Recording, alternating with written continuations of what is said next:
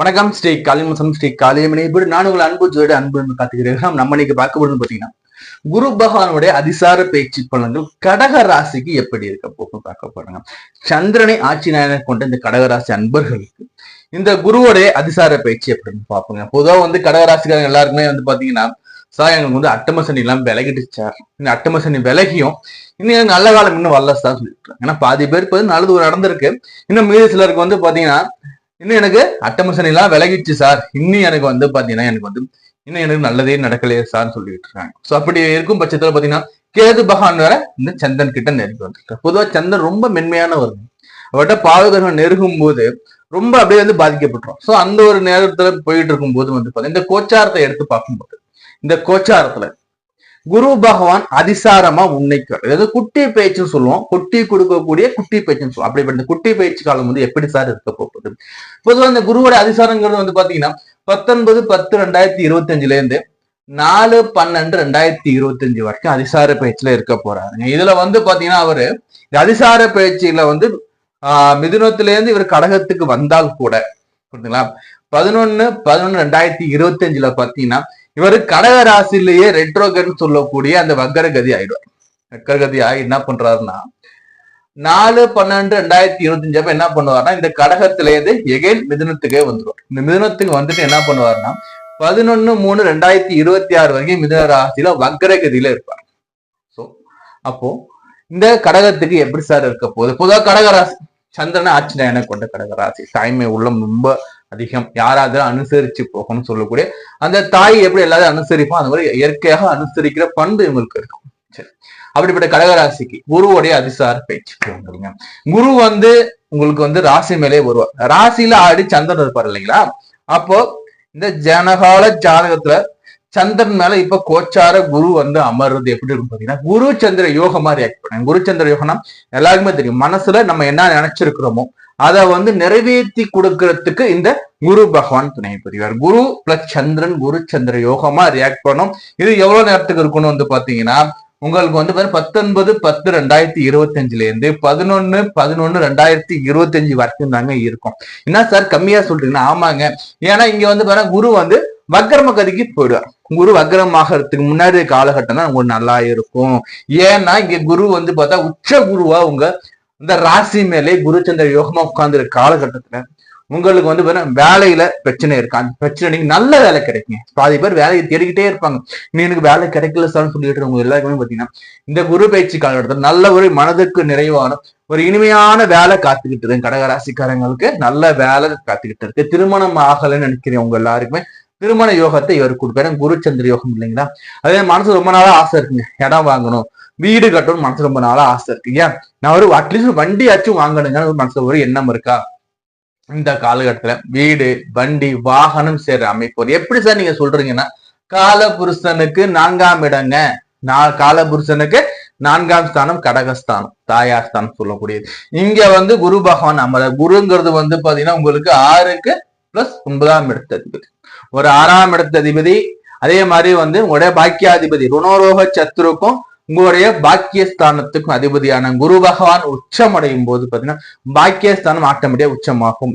6ஆம் இடத்து அதிபதி ஆல்மோஸ்ட் உச்சமாகும். சார் 6ஆம் இடம் கடன் நோய் பிணிப்பிடிச்சனும் அப்படி நினைக்காதீங்க. ஒரு இரு ஆதிபத்தியம் உள்ள கிரகம் பாத்தீங்கன்னா ஒன்னு சுபராகவும் ஒன்னு பாவராக இருக்கும் பட்சத்துல இது சுபகிரகம் இல்லையா, சுப வீட்டுக்கு அதிகமான ஒரு முக்கியத்துவத்தை கொடுத்து உங்களுக்கு கொடுக்கும். அப்போ என்னன்னா உங்க வாழ்க்கையில நடக்க போகுது. நீங்க சந்தோஷத்தை 4 பேருக்கு சொல்லுவீங்க. 4 பேர் நம்ம சந்தோஷத்தை பேசணும் எது சொல்லுவோம் சொல்லுங்க? நான் சண்டை போட்டேன், அடிச்சுக்கிட்டேன், அங்க இதுல கேஸ்ல பண்ண சொல்லுவோம். அப்படி சொல்ல மாட்டோம். எனக்கு நல்ல ஜாப் கிடைச்சிருக்குங்க, எனக்கு ப்ரமோஷன் கொடுத்துட்டாங்க, எனக்கு திருமணம் டக்கு நிச்சயம் ஆயிடுச்சுங்க, கல்யாணத்துக்கு வந்துருங்க, வீடு கிரகப்பிரவேசம் பண்ண போறேங்க வீட்டுக்கு சோ இது மாதிரி மகிழ்ச்சியை நம்ம 4 பேர்ட்ட ஷேர் பண்ற அளவுக்கு இந்த குரு பகவான் உங்களை சந்தோஷமா வைப்பாருங்க. இந்த குறிப்பிட்ட காலகட்டம்ங்கிறது உங்களுக்கு பாத்தீங்கன்னா உங்க வாழ்க்கையை டேன் பண்ணக்கூடிய, உங்க வாழ்க்கையை மாற்றி அமைக்கக்கூடிய காலகட்டமா இருக்கும். அப்போ இந்த காலகட்டத்தை நல்லா நோட் பண்ணி வச்சுக்கோங்க. 19/10/2025 இருந்து 11/11/2025 வரைக்கும் உங்க இந்த குறுகிய காலகட்டத்தை நல்லா இப்பயே நீங்க பிளான் பண்ணி வச்சுக்கோங்க. என்ன பண்ணலாம் ஏது பண்ணலாம். இந்த காலகட்டம் உங்களுக்கு ஏன்னா சொல்றேன்னா சக்சஸ கொடுக்கும், வெற்றியை கொடுக்கும். சக்சஸ் ஃபேக்டருக்கு அதிகமான கொடுக்கக்கூடிய காலமா இருக்கு. அப்போ நண்பர்களை என்ன பண்ணுங்க, இந்த காலகட்டத்தை நழுவ விட்டுறாதீங்க. என்னை பொறுத்த வரைக்கும் வந்து பாத்தீங்கன்னா கடகராசிக்காரங்க இது வந்து ஒரு கோல்டன் ஆப்பர்ச்சுனிட்டி. கோல்டன் ஆப்பர்ச்சுனிட்டி இந்த காலகட்டத்தை பயன்படுத்திக்கோங்க. சரி சார், குரு வந்து வக்ரமாயி போறாரு சார். குரு நீங்க வந்து 11ஆம் தேதிக்கு பிறகு வக்ரம் ஆகும்போது என்ன சார் நடக்கும்? குருங்கிறது சுப கிரகங்க. உங்க ராசியில இவர் வந்து பாத்தீங்கன்னா உச்சமாகக்கூடிய கிரகம் வந்து வக்ரமாக எப்படி இருக்கிற வக்ரம் உக்கிரமா தீவிரமா ஒரு செயலை செய்யும். அப்போ இவர் வந்து இப்ப கோச்சாவே சார்ந்த இருக்க பொசிஷன் வந்து 12ஆம் விரயஸ்தானம் இல்லைங்களா? சோ அப்ப என்ன பண்ண திடீர்னு விரயம் வரும். என்ன சார் திடீர்னு சொல்றீங்கன்னா, நம்ம அன்எக்ஸ்பெக்டடா நமக்கு வந்து செலவுகள் வரும். நம்ம வந்து நினைச்சு கூட பார்க்க மாட்டோம் நமக்கு இவ்வளவு செலவு வருமானு. அந்த அளவுக்கு செலவுகள் வரும். அப்போ என்ன பண்ணணும்? இந்த காலகட்டத்துல வக்ரகதியாக காலகட்டத்துல 11/11/2025 இருந்து 11/3/2026 வரைக்கும் நம்ம என்ன பண்ணணும்னு பாத்தீங்கன்னா, நீங்க எந்த ஒரு செயலையும் செய்யும் போது ஒரு முறைக்கு பல முறை யோசிக்கோங்க. உங்களோட பெல் விசிறி யாரு அவங்களால கேட்டு யோசிச்சு செஞ்சுக்கோங்க. ஏன் நான் சொல்றேன்னா, நம்ம சின்னதுன்னு நினைச்சு நம்ம ஒரு எக்ஸ்பெக்ட் பண்ணி வாங்க போவோம். நம்ம வாங்கினது பிறகுதான் நம்மளை ஏமாந்துருப்போம். புரியுதுங்களா? ஒரு உதாரணம் சொல்றேன் பாருங்களேன். இப்போ ஒரு இடம் வாங்க போறீங்க. அந்த இடம் வாங்குறது வந்து பாத்தீங்கன்னா வந்து 10 லட்சத்துக்கு வாங்கணும்னு சொன்னா அதோட ரியல் மதிப்புங்கிறது பாத்தீங்கன்னா உங்க 5 லட்சத்துக்கு இருக்குன்னா வாங்கினது பிறகு என்ன பண்ண முடியும்? ஒண்ணும் பண்ண முடியாது இல்லைங்களா? சோ அப்ப என்ன பண்ணுங்கன்னா, நல்லா ஒரு முறைக்கு பல முறை யோசிச்சுக்குவாங்க. அதே மாதிரி வந்து பாத்தீங்கன்னா நீங்க கவனமா இருங்க. ஏன்னா விரயங்கள் எப்படி வேணா எந்த ரூபத்தில் வேணா வரலாம். அப்படி எந்த ரூபத்தினா வரக்கூடிய விரயத்தை நம்ம தடுக்கணும். நம்ம என்ன பண்ணணும்? பிரிகேஷனா முன்னெச்சரிக்கையா இருக்கணும். எது செய்யணும், எது செய்யக்கூடாது, எது செஞ்சா என்ன விளைவுகள் வருங்கிறது யோசிச்சு வியூகம் பண்ணி நீங்க இந்த வக்ரகதி காலகட்டத்தை மட்டும் நகர்த்திக்கோங்க. அதே சமயத்துல வந்து பாத்தீங்கன்னா அதிசார பயிற்சியில உங்களுக்கு குறிப்பிட்ட காலம் சொன்ன போது இந்த குறிப்பிட்ட காலம் யோக காலமா இருக்கு.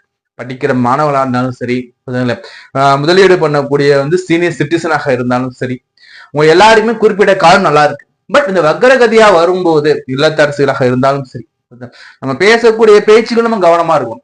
நம்ம நல்லதுன்னு சொல்ல போவோம், அது ஒரு பிரச்சனை போய் முடிஞ்சு அது ஒரு பக்கம் விரயத்தை எடுத்துட்டு போயிட்டோம். சோ என்ன பண்ணுங்க, தேவையில்லாத வேலைகளை அந்த காலகட்டத்துல ஈடுபட வேண்டாம். உங்கள் வேலை என்னவோ அதை மட்டும் செஞ்சுக்கிட்டே வாங்க. சரி, இந்த கடகராசிக்கு இந்த குருவுடைய பாதையை பத்தி நம்ம பார்த்துட்டு வரோம். குரு வந்து பாத்தீங்கன்னா வந்து அதிசார பயிற்சியை 5ஆம் இடத்தை பார்க்கறாங்க. பூர்வ புண்ணிய ஸ்தானத்தை அவர் பார்க்க போறார். யாருக்கெல்லாம் குழந்தை பிறப்புக்காக காத்துக்கிட்டு இருக்கீங்களோ, நீங்க குழந்தை பிறப்பு காத்துட்டு இருக்கீங்களோ, இந்த காலகட்டம் உங்களுக்கு அனுகூலமா இருக்குங்க. இந்த காலகட்டத்துல வந்து நீங்க முயற்சிகள் எடுக்கும் போது வந்து பாத்தீங்கன்னா உங்களுக்கு வந்து புத்திர பாக்கியத்தை கொடுக்கறதுக்கான வாய்ப்பு நிறைய இருக்கும். இந்த காலகட்டம் ஆலங்குடி குருவை வழிபாடு பண்ணிட்டு வந்து வாங்க, இன்னும் உங்களுக்கு சுபிச்சத்தை கொடுக்கும். புரியுதுங்களா? அதே மாதிரி வந்து பாத்தீங்கன்னா பூர்வீக சொத்துக்கள் வகையில இருந்துகிட்டு இருக்க பிரச்சனைகள், அதே மாதிரி குழந்தைகள் வகையில இருந்துகிட்டு இருக்க பிரச்சனைகள், தொந்தரவுகள் அனைத்தும் இந்த காலகட்டத்துல உங்களுக்கு வந்து சூரியனை கண்ட பணி போல் விலக போகுதுங்க. அடுத்தபடியா வந்து பாத்தீங்கன்னா குருவுடைய 7ஆம் இடத்து பாரு வந்து உங்களுடைய 7ஆம் இடத்தை பார்க்குது. சொன்ன பாத்தீங்களா, திருமணம் வேண்டி காத்திருக்க அனைவருக்குமே இந்த காலம் டக்குன்னு திருமண யோகத்தை கொடுக்கும். சடனா அன்எக்ஸ்பெக்டட்னு சொல்லுவோம். காலையில வந்து இதர்ச்சியா ஒரு வரன் பார்ப்பாங்க, வரன் வந்து கிளிக் ஆயிடும், சக்குன்னு மேரேஜ் பண்ணுங்க. கிட்ட ஒரு அடுத்த முகூர்த்தத்தை கல்யாணம் வச்சுக்கலாம், அடுத்த முகூர்த்தத்திலே கல்யாணம் பிடிக்கலாங்கிற அளவுக்கு டக்குன்னு பேச்சுவார்த்தை போது நல்ல வரனா வந்து அமையறதுக்கு வாய்ப்புகள் கூட உண்டு. அதே மாதிரி நண்பர்கள் வகையில ஆதாயம் இருக்கும்.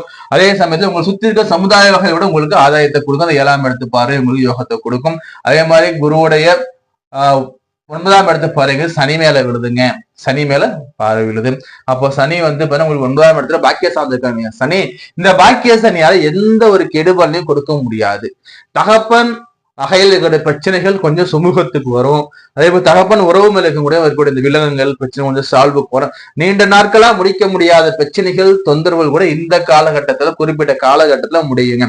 அப்ப நம்ம என்ன பண்ணணும்னா, இந்த காலகட்டம் இந்த ஸ்டார்டிங் தொடங்குது பாத்தீங்கன்னா, அப்பவே நமக்கு என்ன வேணுமோ அது நேரம் என்ன பண்ண ஆலங்குடி குருட்ட போயிட்டு உங்க பெயர் ராசின்னு சொல்லி அர்ச்சனை பண்ணிக்கோங்க. பகவானுக்கு என்னன்னா வந்து வஸ்திரம் வாங்கி போட்டுட்டு அவருக்கு வந்து பாத்தீங்கன்னா கொண்டைகள மாலை அங்கே அதையும் வாங்கி போட்டு உங்களோட மனக்குறைகளை அவர்கிட்ட சொல்லிட்டு வாங்க. இந்த காலகட்டத்துல அவர் வந்து உங்களுக்கு நிச்சயமா ஒரு ஆறுதல் மட்டுமல்ல ஆதாயத்தையும் கொடுப்பார் குரு பகவான். அதே மாதிரி நம்ம தொடர்ந்து பேசிக்கிட்டே இருக்கலாம். இந்த கடகராசிக்காரங்களுக்கு வழிபாடுகள் எடுத்து பார்க்கும்போது வந்து பாத்தீங்கன்னா நான் சொல்லக்கூடியது வந்து பாத்தீங்கன்னா திருவண்ணாமலை வழிபாடு சொல்லும். அதே மாதிரி வந்து பாத்தீங்கன்னா மதுரை மீனாட்சி அந்த வழிபாடுகள் வச்சுக்கோங்க சொல்லுங்க. இது இல்லாம பாத்தீங்கன்னா இந்த பிரதி வாரம் வரக்கூடிய திங்கட்கிழமையில நீங்க என்ன பண்ணலாம்னு வந்து பாத்தீங்கன்னா வந்து சிவன் வந்து பார்வதி அம்மா கூட சேர்ந்து இருக்கக்கூடிய கொஞ்சம் மீனாட்சி சுந்தரேஸ் இந்த மாதிரி வந்து பாத்தீங்கன்னா வந்து அம்பாள் கூட இணைஞ்சிருக்கிற அந்த தபேதரா கூடிய அந்த சிவாலயத்துக்கு போயிட்டு என்ன பண்ணுங்கன்னா வந்து நெய் தீபம் போட்டு உங்களுடைய மனக்குறைகளை சொல்லி இந்த ஆலயத்தை ஒத்தபடையில நீங்க வந்து வளம் வந்து நீங்க வழிபாடு பண்ணும்போது மாலை நேரங்கள்ல உங்களுக்கு வந்து மனதிற்கு ரொம்ப ரொம்ப ரொம்ப ரொம்ப ஒரு ஆறுதலா இருக்கும். நீங்க வேண்டக்கூடிய காரியங்கள் வெற்றியும் கிடைக்கும். தொடர்ந்து நம்ம பேசிக்கிட்டே இருக்கலாம். நம்ம சேனல் சப்ஸ்கிரைப் பண்ணி வச்சுக்கோங்க, லைக் பண்ணுங்க, உங்க ஃப்ரெண்ட்ஸ் கூட லிங்க் ஷேர் பண்ணி விடுங்க. நான் உங்கள் நண்பன் அன்பு கார்த்திகை ராமன். உங்களுக்கு நம்மகிட்ட ஜாதகம் பார்க்கணும்னு விருப்பப்பட்டீங்கன்னா ஸ்கிரீன் நம்பர் கொடுத்துருக்கேன், நம்பருக்கு கால் பண்ணுங்க, அல்லது வாட்ஸ்அப் நம்பர் தான், நம்ம கூட வாட்ஸ்அப் பண்ணி நீங்க பண்ணிக்கோங்க, அப்பாயின்மெண்ட் வாங்கிக்கோங்க. உங்களுடைய சுய ஜாதகத்தை முழுமையா தெரிஞ்சுக்கோங்க. நவகிரகம் உங்களுக்கு என்ன பலன்களை கொடுக்குதுன்னு சும்மா சொல்லுவோம். அதே மாதிரி தசாபதி பலன்கள் வரும், கோச்சார பலன்கள் வரும். நீங்க என்ன வழிபாடு செய்யணும், உங்க வாழ்க்கையில முன்னேறத்துக்கு என்ன விதமான வழிபாடுகள், உங்களுக்கு எந்த வித ஆலயம் அந்த பரிகாரம் ஆலய வழிபாடுகள் உங்களுக்கு நன்மையை செய்யணும் தெளிவா நம்ம சொல்லிடுவோங்க. விருப்பம் இருக்கா பண்ணிக்கோங்க.